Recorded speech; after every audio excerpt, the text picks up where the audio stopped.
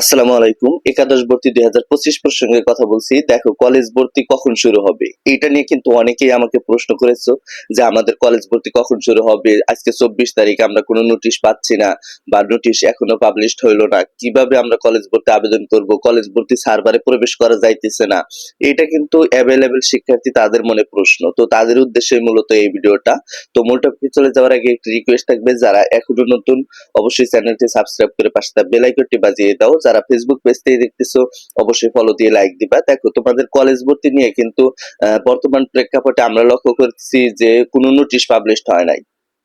অর্থাৎ কলেজ ভর্তির আগে যে একটা নোটিশ পাবলিশড হয়, সেই নোটিশটা আমরা এখনো দেখতে পাই নাই যে কিভাবে তোমরা কলেজ ভর্তি হবা বা কিভাবে আবেদন করতে হবে। কিভাবে আবেদন করতে হবে এই প্রসেসটা কিন্তু আমরা জানি। কিন্তু এই নোটিশটা যদি পাবলিশ না হয়, সেক্ষেত্রে কিন্তু কলেজ ভর্তি হওয়া যাবে না বা কলেজ ভর্তির যে সার্ভার আছে সেটাই প্রবেশ করা যাবে না। বর্তমানে আমরা দেখতে পাচ্ছি যে কলেজ ভর্তির সার্ভারে প্রবেশ করা যাইতেছে না। আমরা কিভাবে ভর্তি হব তাহলে? দেখো, তোমাদের কলেজ ভর্তির সার্ভারে তখনই প্রবেশ করা যাবে যখন তারা একটা নোটিশ পাবলিশ করবে, যখন ডেট দিবে যে অমুক টাইম থেকে তোমরা মানে এই কলেজ ভর্তি আবেদনটা করতে পারবা। দেখো, অনেক শিক্ষার্থী জানে না কিন্তু এখন একটু পরেও কলেজ ভর্তির নোটিশ পাবলিশড হতে পারে। আমরা জানি ২৪ থেকে ৯ তারিখ পর্যন্ত কবে কলেজ ভর্তির আবেদন করতে পারবা। কিন্তু এই দেখো, ২৪ জুলাই থেকে যে আবেদন করতে পারবা এই নোটিশটা এখনো কিন্তু পাবলিশড করে নাই। এখনো কিন্তু দেখায় নাই যে কিভাবে কলেজ ভর্তি আবেদন করতে হবে, এবং শিক্ষার্থীরা কিন্তু এইটা নিয়ে অনেক উদ্বিগ্ন বা চিন্তায় রয়েছে আমরা কিভাবে কলেজ ভর্তি আবেদন করব বা কিভাবে প্রবেশ করব। এইটা এ টু জেড দেখিয়ে দেন বা এ টু জেড বলে দেন।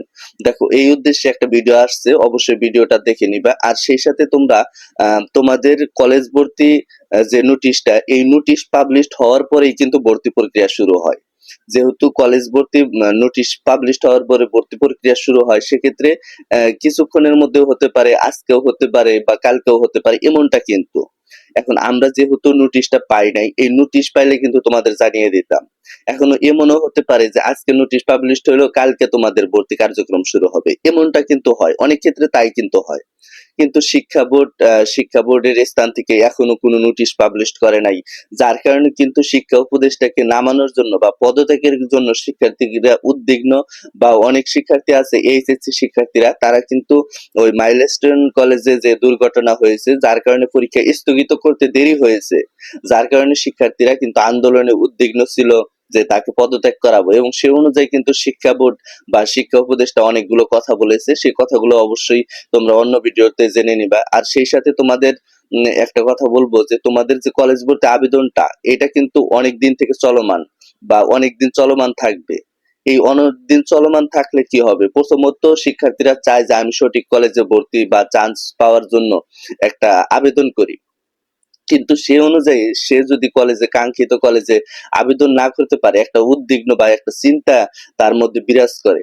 তাই অবশ্যই দেখা যায় আসলে তোমাদের কলেজ ভর্তি নোটিশটা কখন প্রকাশ করে, আর নোটিশ প্রকাশ হলে অবশ্যই আমি জানিয়ে দেব। আবার সেই সাথে তোমরা অবশ্যই একটা কাজ করবা, যে যখনই নোটিশ পাবলিশড হোক না কেন, তারপরে আবেদন প্রক্রিয়া শুরু হবে এবং এই আবেদনটাও তোমরা সঠিকভাবে সম্পন্ন করবা।